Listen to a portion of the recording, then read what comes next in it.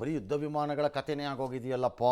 ಒಂಥರ defence T V ಇವತ್ತು ನಮ್ಮದು. ಬಾಬಾ, ಕಳೆದ ಒಂದು ತಿಂಗಳಿಂದ ಕೇರಳದ ತಿರುವನಂತಪುರದಲ್ಲಿ ಜಾಂಡಾ ಹೊಡೆದಿತ್ತಲ್ಲ, ಅದೇ ಅಮೇರಿಕಾದ F-35B ಫೈಟರ್ ಜೆಟ್ಟು. ಇದು F ಸೀರೀಸ್. ಈಗ ನಾನು ಹೇಗೆ ಅಲ್ಲಿ ಬೈಸನ್ ಲಾಸ್ಟ್, ಅದು ಬೈಸನ್ ಅಪ್ಗ್ರೇಡ್ ಆಗಿದ್ದು ಮಿಗ್ ಸೀರೀಸಲ್ಲಿ ರಷ್ಯಾ ಕಡೆಯಿಂದ, ಈ ಸೋವಿಯತ್ ಯೂನಿಯನ್ ಕಡೆಯಿಂದ. ಅದೇ ಥರ ಅಮೇರಿಕದ ಕಡೆ F series, F-14, F-16, F-18 hornet, F-22, F-35B ಈ ಥರ. BA ಅದು ಕೆಲವು ಕೋಡ್ಗಳು ಏನಕ್ಕೆ ಬರ್ತವೆ ಅಂದರೆ ನೇವಿ, ಏರ್ ಫೋರ್ಸ್ ಈ ಥರ. ನೇವಲ್ ವರ್ಷನ್ ಬೇರೆ ಇರುತ್ತೆ ವಿಮಾನಗಳಲ್ಲಿ. ಯುದ್ಧ ವಿಮಾನಗಳಲ್ಲಿ ವರ್ಷನ್ ಒಂದೊಂದೇ ಇರಲ್ಲ. ನೇವಿ ವರ್ಷನ್ ಬೇರೆ, ಏರ್ ಫೋರ್ಸ್ ವರ್ಷನ್ ಬೇರೆ. ತೇಜಸ್ ಈಗ ನಮ್ಮ LCAನಲ್ಲೂ ಇರುತ್ತೆ ಅದು ಆ ಥರ. ಇದು F-35B ಇಲ್ಲಿ ಬಂದು ಕೂತಿತ್ತಲ್ಲ, ಅದಕ್ಕೆ ಕೊನೆಗೂ ಬಂದು ಅವ್ರು ಅಲ್ಲಿಂದ ಬಂದು ವಿಮಾನದಲ್ಲಿ ಒಂದು 18 ಜನ ಅವರು ಒಂದು ವಾರ ತಲೆ ಕೆಡಿಸ್ಕೊಂಡು ಫೈನಲಿ ಅದನ್ನು ರಿಪೇರಿ ಮಾಡಿದ್ರಪ್ಪ. ಇವತ್ತು ಬೆಳಗ್ಗೆ ಅದನ್ನು ಬಿಟ್ಟರು, ಹೋಗು ಪಾಪು ಅಂತ. ಅದು ಜೀ ಅಂತ ಚಿಕ್ಕೊಂಡು ಹೋಗ್ಬಿಡ್ತು ಆಚೆಗೆ.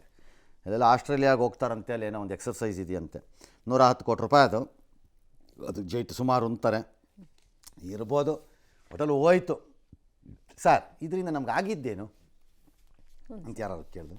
ನಮಗೇನು ಆಗಿಲ್ಲ ಇದರಿಂದ, ನಮಗೇನು ಲಾಸ್ ಇಲ್ಲ, ಗೈನ್ ಅಂತಲ್ಲ, ಅದಲ್ಲ. ಇದು ಒಂದು ಮಿತ್ರ ರಾಷ್ಟ್ರಕ್ಕೆ ಜಾಗ ಕೊಟ್ಟಿದ್ದೀವಿ ಕಷ್ಟದಲ್ಲಿ, ಅಂದರೆ ವಿಮಾನ ಇದಾಗ ತೊಂದರೆ ಆಗತ್ತೆ ಅಂತ. ಎರಡನೇದು ಒಂದಷ್ಟು ಪಾರ್ಕಿಂಗ್ ಫೀ ಬರುತ್ತೆ, ಅದನ್ನು ವಸೂಲಿ ಮಾಡ್ತಾರೆ. ವಸೂಲಿ ಮಾಡ್ತಾರೆ, ಬಿಡಲ್ಲ, ವಸೂಲಿ ಮಾಡ್ತಾರೆ. ತೂಕದ ಆಧಾರದ ಮೇಲೆ. ಮೂರನೇದು ಈ ಕೇರಳನವ್ರಿಗೆ ಸ್ವಲ್ಪ ಸರ್ಚು ಜಾಸ್ತಿ ಆಗಿರುತ್ತೆ. What is that Thiruvananthapuram, what is that ಅಂದ್ಬಿಟ್ಟು ಎಲ್ಲ ಹುಡ್ಕೊಂಡಿರ್ತವೆ ಎಲ್ಲರೂ ಅಷ್ಟೇ. ಒಂದಷ್ಟು ಅದರಿಂದ ಏನಾದರೂ ಒಂಚೂರು it's looks beautiful this stake ಇದು ಪ್ಲೇಸ್ ಅಂತೇಳಿ ಯಾರು ಟೂರಿಸ್ಟ್ಗಳು ಬಂದರೆ ಒಂದು ಲಾಭ ಅಷ್ಟೇ.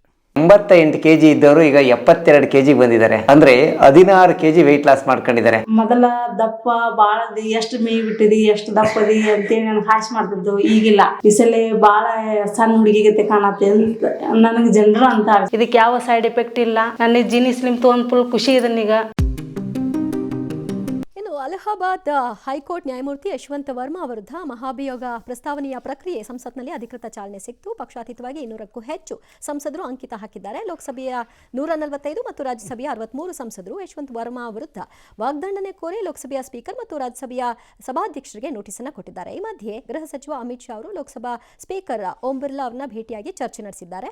ಇತ್ತ ಸಂಸತ್ನಲ್ಲಿ ಇಂಡಿ ನಾಯಕರು ಬಿಹಾರದಲ್ಲಿ ಚುನಾವಣಾ ಆಯೋಗ ಆರಂಭಿಸಿರುವಂತಹ ವಿಶೇಷ ತೀವ್ರ ಪರಿಷ್ಕರಣೆ ಪ್ರಕ್ರಿಯೆ ಹಿಂಪಡಿಬೇಕು ಮತ್ತು ಚರ್ಚೆ ಮುಂದೂಡುವಂತೆ ಆಗ್ರಹಿಸಿ ಹೊರಗೂ ಒಳಗೂ ವಿಶೇಷ ತೀವ್ರ ಮತದಾರರ ಪಟ್ಟಿ ಪರಿಷ್ಕರಣೆ ಕಥೆ. ಅದು ಬಿಹಾರದ್ದು ಎಲೆಕ್ಷನ್ ಕಮಿಷನ್ ಏನು ಹೇಳ್ತಿದೆ, 1.25 ಕೋಟಿ ಜನ ಸತ್ತೋಗಿದ್ದಾರೆ, ಒಬ್ಬರು ಹೆಸರು ತೆಗ್ಸಿಲ್ಲ, ತೆಗಿದ್ಬೇಕಾ ಬೇಡವಾ ಅಂತಾರೆ.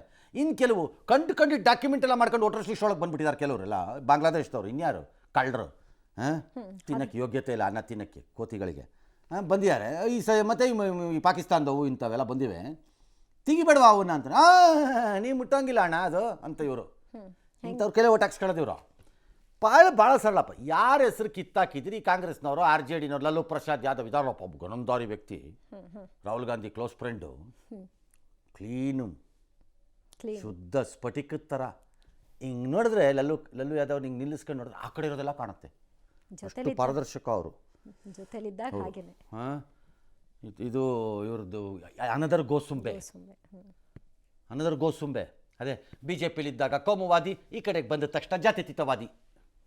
ಇದೆಯಲ್ಲ ಅದೇ ಸೇಮ್ ಗೋಸುಂಬೆಗಳೇ ಈಗ ಮಾಡಿದ್ದಾರೆ. ಈಗ ಅದಕ್ಕೂ ಪ್ರೊಟೆಸ್ಟ್ ಅಂತೆ ಅಂತ ಅದರ ಮಾಡ್ಕೊಂಡು ಹೋಗಲಿ. ಇನ್ನು ಈ ನ್ಯಾಯಮೂರ್ತಿಗಳ ಮಹಾಭಿಯೋಗ ಮಾಡೋದು ಅಂದರೆ ಪದಚ್ಯುತಗೊಳಿಸೋದು. ಸುಮ್ಮನೆ ದೊಡ್ಡ ಪದ ಬೇಡ, ಇಲ್ಲಿ ಇಂಪೀಚ್ ಮಾಡಿ ಪದಚ್ಯುತಗೊಳಿಸಿ ಹೋಗಪ್ಪ ನಿಮ್ಮ ಮನೆಗೆ ಅಂತ ಕಳಿಸೋದು. ಅದಕ್ಕೆ ಮಹಾಭಿಯೋಗ ಏನೋ ಒಂಥರ ಪಟ್ಟಾಭಿಷೇಕ ಮಾಡಿದ ಥರ ಮಾತಾಡ್ತಾರೆ ಎಲ್ಲ ಕೂತ್ಕೊಂಡು ಪದಗಳನ್ನು ಹಿಡ್ಕೊಂಬಂದಿಲ್ಲಿ. ಸುಮ್ಮನೆ ಸಿಂಪಲಾಗಿ ಹೇಳೋಕ್ಕಾಗಲ್ಲ, ಯಾಕಿದ್ದು ಬಿಸಾಕ ಪ್ರಕ್ರಿಯೆ ಅದು ಅಂತ. ಡಿಸ್ಮಿಸ್ ಮಾಡೋ ಪ್ರಕ್ರಿಯೆ, ನೋ ಕಾನ್ಫಿಡೆನ್ಸ್ ಮೋಷನ್ ಇದ್ದಂಗೆ ನಮ್ಮ ಚೀಫ್ ಮಿನಿಸ್ಟ್ರಿಗೋ ಪ್ರೈಮ್ ಮಿನಿಸ್ಟ್ರಿಗೋ ಇದು ಸರಿ. ಅದಕ್ಕೆ 2/3 ಮೆಜಾರಿಟಿ ಬೇಕು. ನಾಳೆ ಕಮಿಟಿ ಮಾಡ್ತಾರೆ, ಕಮಿಟಿ ಒಂದು ರಿಪೋರ್ಟ್ ಕೊಡುತ್ತೆ, ಅದನ್ನು ಅಕ್ಸೆಪ್ಟ್ ಮಾಡಬೇಕು ಪಾರ್ಲಿಮೆಂಟಿನ 2 ಸದನಗಳು. ನಂತರ 2/3 ಪಾಸ್ ಆಗಬೇಕು. ಪಾಸ್ ಆದಮೇಲೆ ಆ ರಿಪೋರ್ಟನ್ನು ತೆಗೆದುಕೊಂಡು ರಾಷ್ಟ್ರಪತಿಗಳಿಗೆ ಕೊಡಬೇಕು, ರಾಷ್ಟ್ರಪತಿಗಳನ್ನು ಅಂಗೀಕಾರ ಮಾಡಬೇಕು ಮತ್ತು 2 ಸದನಗಳ ಸಲಹೆ ಆಧಾರದ ಮೇಲೆ ಅವ್ರನ್ನ ವಜಾ ಮಾಡಿ ಮನೆಗೆ ಕಳಿಸ್ಬೇಕು. ಈ ಪ್ರಕ್ರಿಯೆಗಳು ಹಿಂದೆ 2-3 ಸರಿ ನಡೆದಿದೆ, ಆದರೆ ಅದು ಪಾಸ್ ಆಗಿಲ್ಲ ಕೆಲಸ. ಇದೇನಾಗುತ್ತೋ ಗೊತ್ತಿಲ್ಲ. ನೋಡ್ಬೇಕು. ಎಸ್. ರೇಣುಕಾಸ್ವಾಮಿ ಕೊಲೆ ಕೇಸ್ನಲ್ಲಿ ಬೇಲ್ ಮೇಲಿರುವ ನಟ ದರ್ಶನ್ಗೆ ಈಗ ಟೆನ್ಷನ್. ಬೇಲ್ ರದ್ದು ಕೋರಿ ಸುಪ್ರೀಂ ಕೋರ್ಟ್ಗೆ ಸಲ್ಲಿಸಿದ ಅರ್ಜಿಯ ವಿಚಾರಣೆ ಗುರುವಾರಕ್ಕೆ ಮುಂದೂಡಿಕೆಯಾಗಿದೆ. ಇವತ್ತು ದರ್ಶನ್ ಪರ ಸುಪ್ರೀಂ ಕೋರ್ಟ್ನಲ್ಲಿ ಕಪಿಲ್ ಸಿಬಲ್ ವಾದ ಮಾಡಬೇಕಿತ್ತು, ಆದರೆ ಕೊನೆಯ ಕ್ಷಣದಲ್ಲಿ ಅವರು ಬದಲಾಗಿದ್ದಾರೆ. ಅವರ ಬದಲಾಗಿ ಸಿದ್ಧಾರ್ಥ ದಾವೆ ಕಾಲಾವಕಾಶವನ್ನು ಕೋರಿದ್ದಾರೆ. ಹಾಗಾಗಿ 75ರಷ್ಟು ವಾದದ ಅಂಶವನ್ನು ಲಿಖಿತ ರೂಪದಲ್ಲಿ ಸಲ್ಲಿಸಬೇಕು ಅಂತ ನ್ಯಾಯಮೂರ್ತಿಗಳು ಹೇಳಿದ್ದಾರೆ. 15 ನಿಮಿಷವಷ್ಟೇ ವಾದಕ್ಕೆ ಅವಕಾಶವನ್ನು ಕೊಡಲಾಗುತ್ತೆ. ಅಲ್ಲ 15 ಮಿನಿಟ್ಸ್ ಅಂತ ಹೇಳಿರ್ತಾರೆ, ಒಂದು 5 ನಿಮಿಷ 3 ನಿಮಿಷ ಹಿಂಗೆ ಆದರೆ ಗಡಿಯಾರ ಹಿಂಗೆ ಇಟ್ಕೊಂಡು ಜಡ್ಜಿಂಗ್ ಹೊಡೆಯಲ್ಲ, ಸ್ಟಾಪ್ ಮಾಡಿ ಹಂಗೆ ಹೊಡೆಯಲ್ಲ. ಅದು ಸೀನಿಯರ್ ಲಾಯರ್ಗಳು ಇರ್ತಾರೆ ಅವರೆಲ್ಲ, ಬಟ್ ತುಂಬ ಎಳೆಯಕ್ಕೆ ಬಿಡಲಿಕ್ಕಿಲ್ಲ ಅನ್ನೋದು ಸೂಚನೆ ಅದು. ಅಲ್ಲಿಗೆ ವಿಪರೀತ ಆರ್ಗ್ಯುಮೆಂಟ್ಗೆ ಕಪಿಲ್ ಸಿಬ್ಬಲ್ಲು ವಿಡ್ರಾ ಆಗಿರೋದು ರೀಸನ್ನು ಕರ್ನಾಟಕ ರಾಜ್ಯದ ಪರವಾಗಿ ಸಿದ್ದರಾಮಯ್ಯ ಪ್ರಕರಣ ಇದರಲ್ಲೆಲ್ಲ ಹೋಗಿದ್ದಾರೆ. ಅದೇ ಸುಪ್ರೀಂ ಕೋರ್ಟಲ್ಲಿ ಹೋಗ್ಬಿಟ್ಟು ಅಲ್ಲಿ ಕರ್ನಾಟಕನ ಡಿಫೆಂಡ್ ಮಾಡಿಕೊಂಡು ಸರ್ಕಾರನ ಈ ಪ್ರಕರಣದಲ್ಲಿ ಕರ್ನಾಟಕದ ವಿರುದ್ಧ ಮಾತಾಡಬೇಕು ಅವರು ದರ್ಶನ್ ಪರ ಹೋದರೆ ಅದು ಎಂಬರಾಜ್ ಆಗತ್ತೆ, ಬೇಡ ಅಂತಂದ್ಬಿಟ್ಟು ಹಿಂದಕ್ಕೆ ಸರಿದಿದ್ದಾರೆ ಅಂತ ಸುದ್ದಿ. ಎಸ್. ಕನ್ವರ್ ಯಾತ್ರೆಯ ಮಾರ್ಗದಲ್ಲಿರುವ ಹೋಟೆಲ್ಗಳಿಗೆ QR ಕೋಡ್ಗಳನ್ನು ಕಡ್ಡಾಯವಾಗಿ ಪ್ರದರ್ಶಿಸುವಂತೆ ಆದೇಶಿಸಿದ ಉತ್ತರ ಪ್ರದೇಶ ಮತ್ತು ಉತ್ತರಾಖಂಡ್ನ ಸರ್ಕಾರಗಳ ಆದೇಶಕ್ಕೆ ತಡೆಯಾಜ್ಞೆ ನೀಡಲು ಸುಪ್ರೀಂ ಕೋರ್ಟ್ ನಿರಾಕರಿಸಿದೆ. ಕನ್ವರ್ ಯಾತ್ರೆಯ ಸಂದರ್ಭದಲ್ಲಿ ಯಾತ್ರಿಗಳಿಗೆ ಆಹಾರ ಸೇವೆಗಳ ಸುರಕ್ಷತೆ ಮತ್ತು ಪಾರದರ್ಶಕತೆಯನ್ನು ಖಾತ್ರಿಪಡಿಸಲು ಈ QR ಕೋಡ್ ವ್ಯವಸ್ಥೆ ಜಾರಿಗೆ ತರಲಾಗಿದೆ ಅಂತ ರಾಜ್ಯ ಸರ್ಕಾರ ಹೇಳಿತು. ಅರ್ಜಿದಾರರು ಈ ಆದೇಶವು ವ್ಯಾಪಾರಿಗಳ ಮೇಲೆ ಅನಗತ್ಯ ಒತ್ತಡ ಉಂಟು ಮಾಡುತ್ತೆ ಅಂತ ಅಂದ್ರು. ಜೊತೆಗೆ ಗೌಪ್ಯತೆಯ ಉಲ್ಲಂಘನೆಗೆ ಕಾರಣವಾಗುತ್ತದೆ ಅಂತ ಗೌಪ್ಯತೆ ತಲೆನಲ್ಲಿ ಏನು ಇಟ್ಕೊಂಡಿದ್ದೀರಿ ಎಲ್ಲವನ್ನೂ? ನಿಮಗೆ ಬೇಕಾಗಿದ್ದ ಕಡೆ ಮಾಲೀಕರು ಸನ್ನದುದಾರರು ಹಾಕಲೇಬೇಕು ಕಾನೂನು, ಯಾಕದೆ ಇದ್ರೆ ಕತ್ತರಿಸಾಕ್ಬಿಡ್ತೀವಿ ನಿಮ್ಮನ್ನ ಅಂತ ಅಂತೀರಿ. ನಿಯಮಗಳ ಬಗ್ಗೆ ಮಾತಾಡ್ತಾರೆ. ಹಾಂ, ಇನ್ನೊಂದು ಕಡೆ ಹಾಕಿದ್ರೆ ಗೌಪ್ಯತೆ. ಏನು ಗೌಪ್ಯತೆ ನಿಮ್ಮ ತಲೆ? ಈ ಅಂಗಡಿಯ ಮಾಲೀಕ ನಾನು ಅಂತ ಹೆಮ್ಮೆಯಿಂದ ಹಾಕೊಳ್ಳೋಕ್ಕೆ ಏನಪ್ಪ ಗೌಪ್ಯತೆ? ಅದಲ್ಲ ಅದು. ಮತ್ತೆ ಸರ್, ಅದು ಗಲಾಟೆಯಲ್ಲಿರೋದೇನು, ಅನ್ಯ ಧರ್ಮೀಯರು ಬಂದು ಆ ಪವಿತ್ರ ಇದರಲ್ಲಿ ಇದನ್ನೆಲ್ಲ ಮಾಡ್ತಾರೆ, ಹೋಟೆಲ್ ಇದನ್ನ ಅಡಿಗೆ ಇದನ್ನ ಅಂತ ವಾದ. ಅದು ಗೊತ್ತಾಗಬಾರ್ದು ಅಂತ ಇವ್ರದ್ದು ವಾದ. ಅದು ಗೊತ್ತಾದ್ರೆ ಜನ ಹೋಗಲ್ಲ ಅಲ್ಲಿ. ಹಾ, ಅದಕ್ಕೆ ಹೆಸರು ಬದಲಾಯಿಸ್ಕೊಳ್ಳೋದು ಇವೆಲ್ಲ ಇದು ನನಗೆ ಅರ್ಥ ಆಗಲ್ಲಪ್ಪ. ಏನಕ್ಕೆ ಬರ್ಬೇಕಾದವ್ರು ಬರ್ತಾರೆ, ಬೇಡದಿದ್ದವ್ರು ಬಿಡ್ತಾರೆ. ಬೇರೆ ದಾರಿ ಇಲ್ಲ. ಒಳ್ಳೆ ಕಥೆ ಆಯ್ತಲ್ಲ. ಆಯ್ಕೆನೆ ಕೊಡಲ್ಲ ಅಂದ್ರೆ ಹೇಗೆ? ಹಾ, ಆಯ್ಕೆ ಅಲ್ಲ. QR ಕೋಡು ಹಾಕಬೇಡಿ, ಕೊಡಬೇಡಿ, ಮಾಡಬೇಡಿ. ಏನಾಗೈತಿ? ನೀವು ಹಾಕಿಲ್ವಾ ಎಲ್ಲರೂ ಎಲ್ಲ ಕಡೆನೂ? ಒಳ್ಳೆ ಕಥೆ ಆಯ್ತಪ್ಪ ನಮ್ಮ ದೇಶದಲ್ಲಿ. ಹಣಕಾಸು ಸಚಿವಾಲಯ ಲೋಕಸಭೆಯಲ್ಲಿ ಮಂಡಿಸಿದ ಅಂಕಿಅಂಶ 24-25ರಲ್ಲಿ ಕರ್ನಾಟಕ ಅತಿ ಹೆಚ್ಚು ತಲಾ ಆದಾಯ ಹೊಂದಿರುವ ರಾಜ್ಯವಾಗಿದೆಯಂತೆ. ಸಿದ್ದರಾಮಯ್ಯನವರೇ 2,04,605 ರೂಪಾಯಿ ಆಗಿದೆಯಂತೆ ನಮ್ಮ ರಾಜ್ಯ. ಅಂದರೆ ನಿಮ್ಮಿಂದನೇ ಅಂತೆಲ್ಲ ಹೇಳಿಲ್ಲ, ಓವರ್ ಎ ಪೀರಿಯಡ್ ಆಫ್ ಟೈಮಲ್ಲಿ. ಅಂದರೆ ರಾಜ್ಯ ಸುಮಾರಾಗಿ ನಡ್ಕೊಂಡು ಹೋಗಿದೆ ಅಂತ ಅರ್ಥ ದೇಶದಲ್ಲಿ. ಇಷ್ಟೆಲ್ಲ ಇದ್ದ ಮೇಲೆ ಯಾಕ್ರೀ ಆ ಚಕ್ಲಿ ಕೋಡ್ಬಳೆ ಅವ್ರ ಮೇಲೆ ನಿಮಗೆ ಕಣ್ಣು? ನಿಮಗೆ ಭಾಳ ಇಷ್ಟ ಅಲ್ಲ ಅದನ್ನು ತಟ್ಟೆಯಲ್ಲಿ ಇಟ್ಕೊಂಡು ತಿಂತಾ ಕೂತಿರ್ತಿರದಲ್ಲ ಹಿಂದೆ ಎಲ್ಲ. ಕುರುಕುಲು. ಹಾಂ, ನಿಮ್ಗೆ ಇಷ್ಟ. ಅವ್ರ ಮೇಲೆ ಯಾಕೆ ದಾಳಿ ಮಾಡ್ತಿದ್ದೀರಿ? ಟ್ಯಾಕ್ಸ್ ಕಟ್ಟಬೇಕು, 40 ಲಕ್ಷ ಆದಾಯ. ಅವ್ರು ಏನೇನು ಇಂಟ್ರೆಸ್ಟ್ ಅಂತೆಲ್ಲ ಚೆಕ್ ಮಾಡ್ಬಿಡು, ಒಂದು ಪ್ಯಾಕೆಟ್ ಕಳಿಸ್ಕೊಡ್ರಿ. ಹಂಗಾರು ತಿಂದುಬಿಟ್ಟು ಮನಸ್ಸು ಬದಲಾಯಿಸ್ತಾರ ನೋಡೋಣ. ಸಣ್ಣ ವ್ಯಾಪಾರಿ. ಹಾಂ, ಸಣ್ಣ ವ್ಯಾಪಾರಿಗಳು ಕಟ ಕೊಡ್ತಾರೆ. ಮಾಡಿದ್ದಾರೆ 2,04,000 ನಮ್ಮದಾಗಿದೆ. ನಂಬರ್ 2 ತಮಿಳ್ನಾಡಿಗೆ ಬಂದಿದೆ. ಹಾಂ ಸರ್, ಆಯಿತು, ಒಳ್ಳೆಯದು. ತಲಾ ಆದಾಯ ಇದೆಲ್ಲ ದಾಖಲೆಗಳಲ್ಲಿ ಬಂದಾಗ ಚೆನ್ನಾಗಿರುತ್ತೆ. ಬಟ್ ಆ್ಯಕ್ಚುಯಲ್ ಪಾವರ್ಟಿ ಲೈನಿಂದ ಏನಾಗಿದೆ ಅನ್ನೋದು ಇಂಪಾರ್ಟೆಂಟ್. ಪಾವರ್ಟಿ, ಬಡತನ ರೇಖೆಯಿಂದ ಇಷ್ಟು ಜನರನ್ನ ಮೇಲೆ ಎತ್ತಿದ್ದೇವೆ ಅಂತ ಬಿಡ್ತಾ ಇರ್ತೀರಿ ರೈಲನ್ನು ನೀವು. ಆದರೆ ಬಡತನದ ರೇಖೆಯೇ ಶಿಫ್ಟ್ ಆಗಿಬಿಟ್ಟಿದೆ ಅನ್ನೋದನ್ನು ಮಾತಾಡಲ್ಲ ನೀವುಗಳು.